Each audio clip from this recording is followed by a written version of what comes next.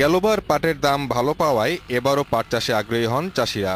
মৌসুমের শুরুতে ২,০০০ টাকা মন থাকলেও এখন কমে এসেছে ১,৫০০-এ। পাট বিক্রি করে উৎপাদন খরচও তুলতে পারছেন না অনেকে। এখন পাটের আমরা দাম পাচ্ছি না, আমাদের ১৩০০ টাকা দাম দিচ্ছে পাটের।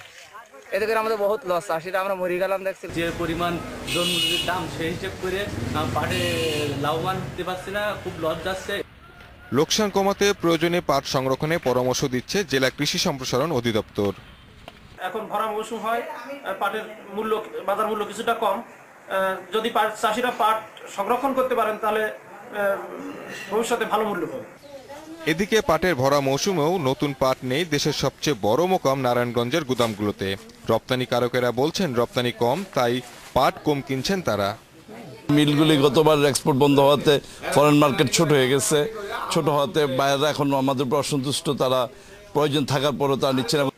কৃষকের ন্যায্য দাম নিশ্চিতে সরকার ও রপ্তানিকারকদের দরের সমন্বয় প্রয়োজন বলে মনে করেন পাট ব্যবসায়ীরা।